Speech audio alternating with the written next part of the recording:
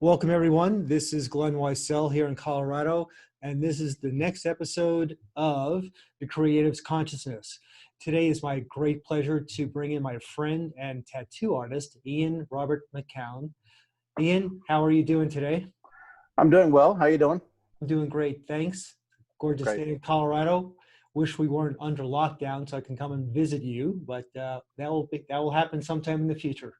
Yeah, I'm actually in a basement, and all the windows are boarded up. So I'm actually I'm more hunkered down than most, actually. Yeah.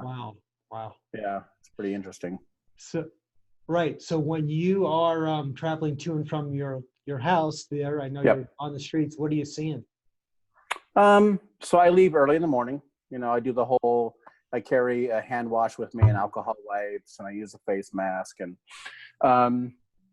I'm actually shocked at the amount of people that are running around still as though, this is no big deal.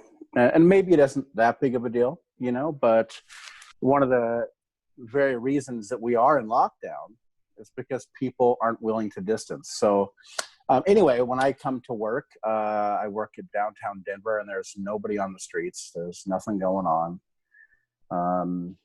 I could do the work I'm doing at home, but I don't know. I lead a solitary life anyway, so I just kind of needed to have a little bit more room around me, a little more actual space. Yeah. So it's not bleak out there. I've actually found that the average person is smiling more at one another, even if they're more cautious, because maybe there's an idea, they're starting to understand that we're in this together, so even though it's scary, yeah, we're scary with one another, so yeah, interesting. yeah. So I was noticing when I went to the local market the other day, which is about 40 minutes away, I walked in and I had a mask on just because I wanted to act consciously and help other people feel comfortable, and myself as well. And about half the people had some masks on, yet you can still see their smiles in their eyes, which I thought was pretty awesome. Yeah, for myself, I'm obviously tattooed here. With my mask on, I've suddenly become like a normal person again, And I have noticed that when I do pass somebody, I can see the crinkle of their eyes, which maybe that simplified things a little bit for us interacting with other people. We get a clear read, so that's kind of nice. Yeah. And so far as shopping here, a lot of the local markets are only allowing a certain amount of people in. There's big lines. Everyone's really wary. So it's maybe a little more stressful, I guess, but still, it's nice to be around people, if you have to be. So yeah, indeed. So I have a couple of questions that I'd like to present to you today and get some feedback wherever you're at. Sure. Okay. Great. All right. So since we're talking about the virus, coronavirus, I'm going to ask you that one first and then drop into some other stuff. Okay. All right. So something that I read in the Lion's Roar today, which is an online and physical Buddhist magazine. Sure. The coronavirus crisis is pushing each of us up against our edge. By bringing compassionate attention to our fear and anxiety, we can learn to respond instead of react. Sure. What do you think about that? So yes, it's hard to pick and choose what I'm going to say here. Just a quick aside, the Lion's Roar publication is mainly geared towards Buddhist and meditation practitioners. Okay. So I would agree that when this first started to happen, when this first started to unfold, I was actually surprised at how much sort of anxiety and ambient fear I was experiencing. Just like, oh my gosh, like what the heck? And it became a place of practice, and it did become a place where you got to see that although, you may welcome whatever comes, that kind of person, but when your safety and your livelihood are on the line, a whole other fear system activates, and I found that in me that was actually occurring. And I don't have much of a life at all. So it was really surprising to find that happen, and So as practitioners, this is actually it. This is the edge. I spoke with my group that is largely based in California recently, and they had asked one another how they're going about working with this in practice. And I think one of the key things we have to remember, not just for practitioners, is that we're not waiting for our lives to get back at some other point. Even this is it. Even this moment, and even this fear, and even this uncertainty is our life right now. So, those kind of conversations don't help non-practitioners very much. But for those of us who are, say, working on oneself, whatever the practice may be, I hate to say this is so like blasphemous, but this chaos is extremely good news in a certain way. Now, that's a scary thing for most people to think about, but yeah, I think, as practitioners specifically, we like to think we have an idealized version of what practice looks like and how that manifests in our lives and what a good Buddhist or a good, such and such should look like. But the truth is we're still human and we're still in these bodies. Right. And we still have systems, say, whether it's work or whatever, that have to maintain our lives. So we do have to have that compassionate edge, the compassionate holding of ourselves when we start to realize just how frail we are at this point. We're still human. So I think Lion Roar, hits the right point that even this is practice. Even this is our lives. And it's not fun. I think I spent last night wondering what I was going to say today, sort of oiling my Buddhist blade, as it were, And, but one of the things I really came down on myself was that our practice, whatever that looks like, even if it's not a deeply spiritual or religious practice, our practice as awakening beings should be about freedom and not happiness. And of course, this moment is not about happiness, specifically in the world and in our lives. There's a lot to be sort of unhappy about, but the more we open to it, the more freedom could be possible, So I think if we remember that this is about freedom, and obviously the fun thing is the more free you become, the more happiness is actually present. But you don't get to freedom through happiness. It's the other way around, So anyway, long-winded answer, I'm sure. It's good though. I mean, food for thought, like I said before, conversations that we've had when my wife Ashar and I come in to see you, we're setting up for 30 minutes, an hour, and before we ever get to ink, we've got all kinds of deep stuff happening, which I really appreciate. Sure. To see. Me as well. Thank you. Oh yeah, for sure. So since we touched on obviously Buddhism, which is kind of where my life is at these days, and I think about what my practice looks like first thing in the morning, again in the evening, as much mindfulness as possible as I go throughout my day. And there's varying depths or levels of consciousness or awareness that I can get to. It have been most of the time when I'm working with clients who are not in that frame of mind, I have to figure out and negotiate and balance where do I want to go with them so that they understand and I can help them and best support them. Sure. Without being preachy or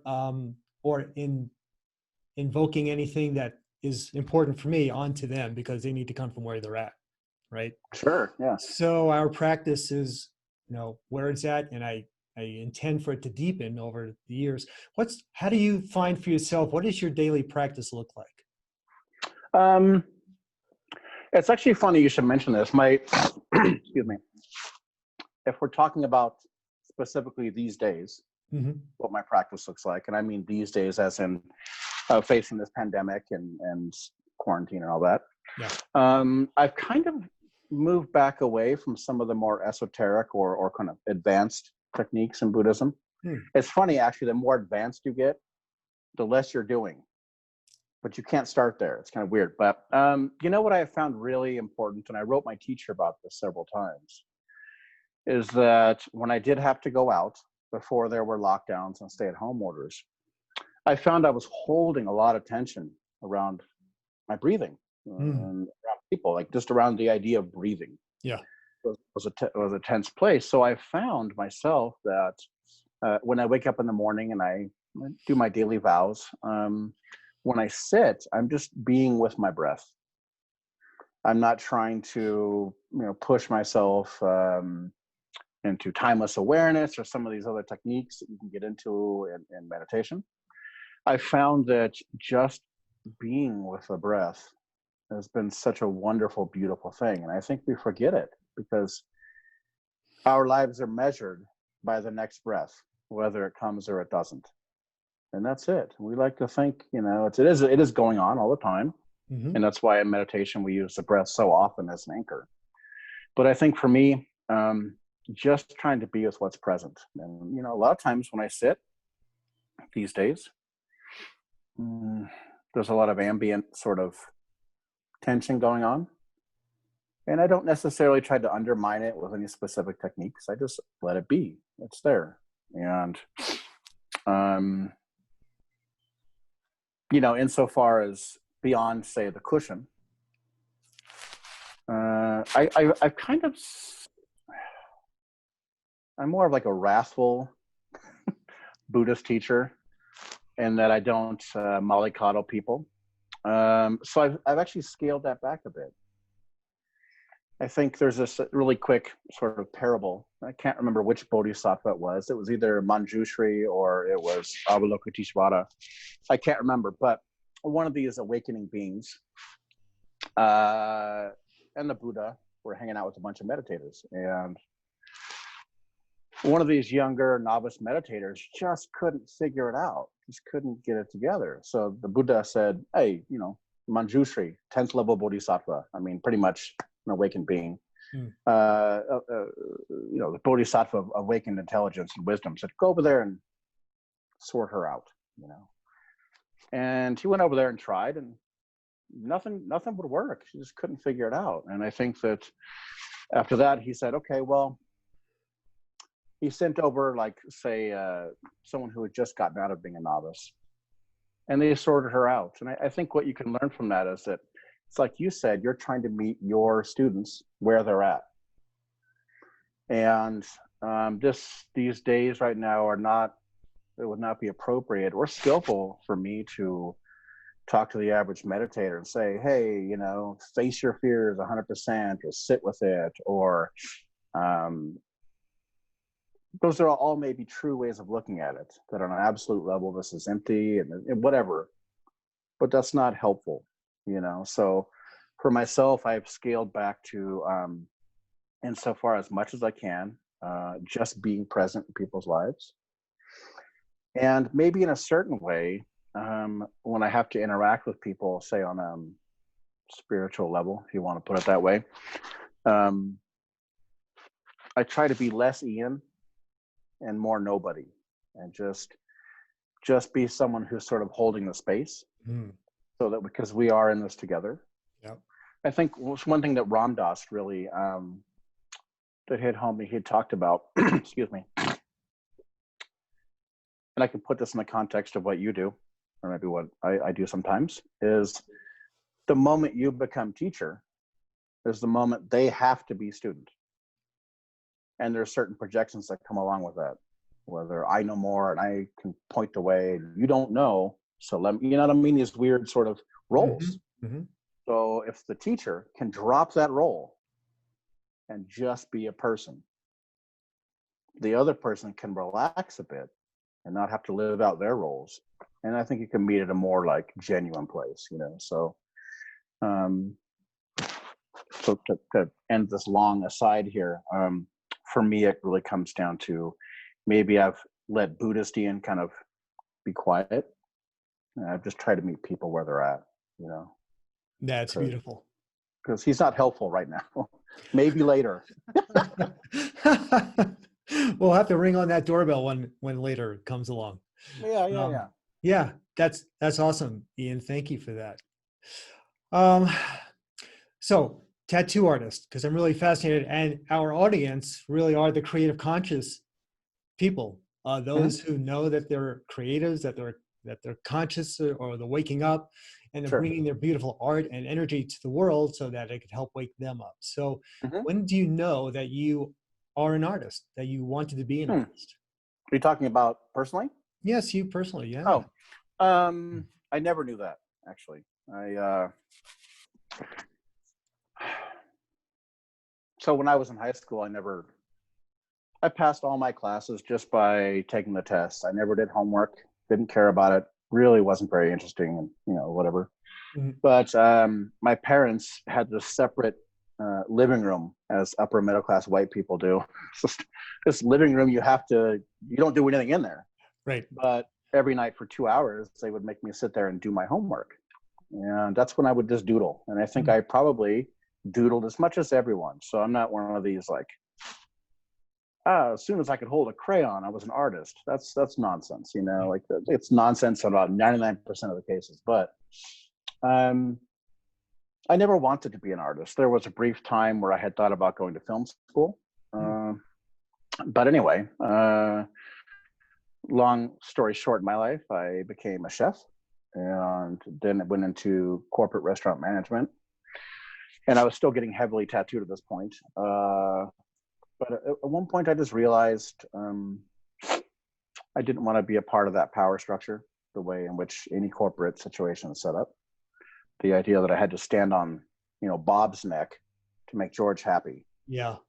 and to get George from quit standing on my neck so hard. It's this sort of thing. Yep. And the only way I can make him happy is by making him unhappy. And it was just, some part of me was like, no. So I remember walking into the tattoo shop, the artist I was working with at the time, and just asked him what it took to be a tattooer. And he said, "Can you draw?" I was like, "Yeah." I wasn't even interested. I was just kind of curious. Anyway, excuse me. He asked me to draw him something. I did. And he said, "Do you want to be a tattooer?" And I'm like, "Yes." So I tattooed my hands and my chin, and I burned all my bridges. No more corporate. And I've been doing this. What is my 18th year now? Wow. So now all the other stuff, fine art, those sort of endeavors, actually came about later, maybe 5 years later, after I first started. The idea of becoming an oil painter didn't come about until I actually saw a painting by David Lafell. He's a modern master. And it was the first time I had an emotional sort of hit from a piece of work. Like it was just like, oh, like awe. I experienced awe, actually. Wow. Just a complete stopping of everything. Just like, oh. Later, I would come to understand that those moments of awe are actually moments of being awake. But I Mm. didn't know that. I didn't Mm. know that at the time. So anyway, I pursued it from there, completely self-taught. Um, and yeah, here we are. I'm Right. still tattooing, still doing art occasionally, I guess. Yeah. Yeah. So how are you So yeah. feeling? How are you filling your days right now? What are you doing? Really nerdy things. So I actually do have 3 painting commissions, 4, that I have to get done in this next month. I took those simply because I don't have an income right now. Right. But I'm doing some really nerdy things like building miniatures for Dungeons and Dragons, and basically that's it. Little miniature scenery and dioramas. And the funny thing is, somebody asked me, "Ian, what is all this for? These miniatures and the scenery. Are you going to play with them?" And I said, "Maybe, but that's not the point. The point is I have to continue with my life as though there's going to be a point of normalcy at some point, and then maybe I will get to use these things at a later date. Mm-hmm. But if I just drop everything in my life, because life is sort of on hold right now in a certain way, I don't know. That just seemed like a really poor way of going about it. I have this, since this is a part of our life right now, I have to assume it will change just like everything else does. May get better, may get worse. Yeah. Eventually it will get better as long as I don't die, but maybe maybe I will, who knows? So yeah, that's how I'm doing creative stuff right now. It's just kind of building models and miniatures and doing a lot of Dharma practice. And yeah, that's about it. My, not to, a quick aside here, and maybe it's a bit too personal, but one of my teachers passed away 2 days ago. He's a practitioner. He'd been meditating for 51 years, the Tibetan Lama. And yeah, that's interesting. I'm gonna do some rituals for him tomorrow. So I just thought about practice. It's he was ready to go, so it wasn't like a big shock, you know. Right. So how do you take that in with everything else going on, and then being able to bring that? No, for me, it actually came down to so there's this idea in Buddhism where, or maybe just in life, if you can't help yourself or you don't need help, well, then you help others. So I just reached out to everyone else that he was a teacher of and said, how can I help? Nice. So that's how I handled it. You know, some needed the help, some didn't. As we all know, grief has its own time frame, its own way of working itself out. Yeah. The good news is I'm such a doom and gloom Buddhist, but the good news is grief is a wonderful place for spiritual practice because it really puts, you know, the nail on the head here. It says, wait, death, you know, death, impermanence, and you never know. And it really shakes things up. You know, you're talking the other day online about walking the tightrope. Well, yeah, when someone unexpectedly dies, that you know, that's like, whoa, there's the tightrope again, you know. Exactly. In fact, I'm glad you brought that up because that's where I was going next. So, good connection there, buddy. You replied to my post when I said I feel like I'm walking the tightrope without a net lately, and stated, "There's never a net, only the chasm of mystery. The good news is, if you fall, there isn't a bottom." Yeah. I read that and I'm going, damn, he's got something. What is it about? Tell me. So as human beings, as we're kind of geared to be, and it's not just a societal thing. We like to think we have ground. We like to think that if we have the job in place and we have the lover that we like and we have some money and health, that things are handled. And yet all the time, these things are fluctuating and we're not paying attention to those fluctuations. Relationships fall apart, jobs change, unexpected physical maladies show up, and all the while not wanting to look at the specter of death in the room over here. So we think we have ground. Yeah. We never actually do. Neither one of us could predict what this other person will say. Not even that. You can't even predict what the next song on the radio will be. There's nothing about our lives that is predictable or knowable beyond this very moment. So I was being somewhat towing the Buddhist line on that one, and that there's, you know, we never have that certainty. Ground. I mean, obviously, I kind of know I have a job.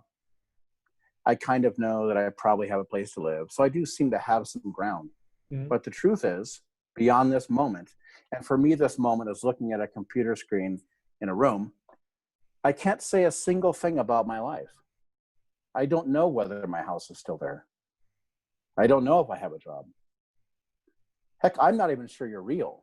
But that's some far out Buddhist stuff. Who knows, man? So we never have the ground we think we do. Now, it feels that way, though. You know, we've been sold this sort of ticket that get your ducks in order and it's going to work out. And we never remember that it never does work out in the way we think it does. Doesn't mean it's bad. I mean, when I say it never works out, I don't mean to say like life is shit, excuse my language, and none of this is going to be good for anyone. But it never is the way we think it is. So there is no ground ever. The good thing is there's no ground ever, which means even if you fall, even if your whole life becomes shaky and loose, and you get a cancer diagnosis and your wife leaves you and you have no money, that's still you haven't changed. There's just a lot of things that are up in the air, but there's still never going to be a ground you'll hit. It's a good thing that there's no ground. If we had a predictable ground in life, if we had a predictable way of everything was set in stone, our lives would be utterly boring. There would be no change. There'd be no chance rolls of the dice, and it would be actually a bad thing. Now, one of the reasons why I don't comment a lot on your posts, because I'm towing the Buddhist line at all times. Mm-hmm. And you are dealing with a client base that may not be a bunch of Buddhists. They're probably fairly a wide range of people that are looking to grow, awaken, possibly see change in their lives. And it isn't entirely helpful to say, oh, there's no ground, don't worry about it. It isn't helpful for that person, and I get why. That's why I don't say things half the time, because I know it's not being helpful. It's just pointing out Buddhist stuff. But, I don't know how old you are, Glenn, but you've made it this far without actually knowing what tomorrow will bring. And yet we think there's some strength in knowing we think we know what tomorrow is going to bring. There never is any knowledge of what tomorrow will bring. You've never had it a single day of your life. Right. You don't need it. You don't need the ground, because it's just not there. It's just not there. We quickly forget that we thought how tomorrow will turn out once it becomes today, because it turned out how it did. But if we faced every day that way, every moment, like, this is what is, this is what is, this is what is, we realize there is no ground. It's just shifting sand at all times. And I don't know, I think in that way we move towards response of what's happening rather than reaction. We're not blindsided by what we thought how things should be, and we can actually respond to how things are. Mm-hmm. I think it was Ram Dass who said something like, all the suffering that exists in the world is wishing that things were different than they are, or something along that. And I think, thinking we have ground is the supreme way of wishing or hoping things will turn out a certain way. Right. So. So yeah, I'm sorry. I sometimes do flybys on your on your Facebook page. I don't do it as often as I want to. Well, let me invite you to doing it as often as you want to, because seriously, I read those and I laugh, and then I think, all right, wait a second, what's up? So it's good. It's good mental sauce, for the good. mind. Yeah. And I think at the end of the day, like all spiritual paths are about testing things out for yourself. And if you get exposed to a certain thought or a certain idea, and it just doesn't fit in to your truth right now, okay, cool. Yeah. But it doesn't mean anything. It just means, okay, you were open to something. So that's the truth is, I don't have any more answers than you do. But I think as a seeker, you, on some level, you figured out how to steady your canoe. Sometimes. And and everyone else in the river who's maybe just a little more wobbly, you could be like, no, here's one way you can paddle. It doesn't mean it's the best way, but that's why we all should share what we've come across, Yeah. It's helpful. If it's just helpful to one person, and you've actually helped one person to wake up a little more, your human life has been so beneficial. It's just a treasure beyond a measure. Right. You've helped one person to even move an inch towards their own awakening, So, exactly. Yeah. So wait till you see my post from today, which I put out earlier. It's all about the dark night of the soul, which I've been experiencing the last couple of days. The life that I thought I knew had meaning no longer has meaning. So what's next? Okay. Just that whole thing is. Well, that's right away. My first answer is it's great news. It doesn't feel like it, but it's actually great news that you are seeing through your own projections about what this life was supposed to be, or what it should be, or what has meaning. It's obviously a very scary place to be, because you've built up this nice castle, like we were saying, that has provided some sort of security and some sort of emotional and sometimes material support. And this is, I'm good. But you started to see through that. And it does not mean that suddenly business has to be different than it was, that you have to go about your life differently. It doesn't mean that at all. But seeing through the illusion frees you of some of these bonds, right? You know, there's this idea that this is what a successful life is. This is what being a successful human means. These are the goals that I have to get to. And I think what it really comes down to is it's a further surrender into what is. You know, I think it was, oh gosh, who was that crazy Russian guy? I can't remember. Whatever. Spiritual guy. They made a movie about him. It was called Meetings with Remarkable Men. Whatever his name was. Anyway, he said, until you see the walls of your prison, you can never hope to escape them. Wow. So you've seen some walls. Yep. You've seen through them, you know. Now, like I said, that doesn't, I think myself specifically, this is me being honest about life. When I first became a spiritual dude or whatever, I had the whole spiritual ensemble, you know, the mala beads and the linen pants and the really showing everyone that I was spiritual. Yeah. And I couldn't even see through that. That was just another, I'd stepped out of one prison into another, you know, and I gave away all my possessions and all this bullshit. And the truth is that there's nothing wrong with anything you have going on in your life, whether it's cool to, let's say you have a good family and a beautiful house and 2 Jaguars and tons of money. There's nothing wrong with that as a spiritual person, as long as it's not what's holding you bound, you know, that you see through it, you know. So it's the things we have and the lives we lead are only prisons if we interact with them in that way. Other than that, it's just phenomena, you know, it comes and goes, you know. It's not really important. Yeah. So the question is, you know, what's coming up in you with this? What kind of questions are you having to deal with, you know, as far as, you know, you specifically, then what's coming up in you when you started to see through some of these projections? You know, is it probably a lot of fear comes up? Because guess what? A lot of our ego structure is tied up in the story we've been telling ourselves. Yep. And when the ego starts to be chipped on or fall apart slightly, it's very scary. It doesn't like to let go. No, it doesn't. The funny thing is, the moment it does let go, you feel a hand on your shoulder, and it's your ego saying, "Good job," you know, because it comes back. Trust me, it comes back. But there never has been anyone there to begin with. We've just taken it for granted. And a lot of developmental psychologists say that the sense of self is actually absolutely necessary for, you have to become somebody to become nobody. We like to idealize the child mind, like being a child and being free, but children have no awareness of that state. So they're actually like halfway to whatever awakening. They're not actually awake. We like to think that children who play and love and dance, that they're actually awake. They're not. They are in that state, but they're not aware of their own awareness. So they're not actually seeing through the veil. Right.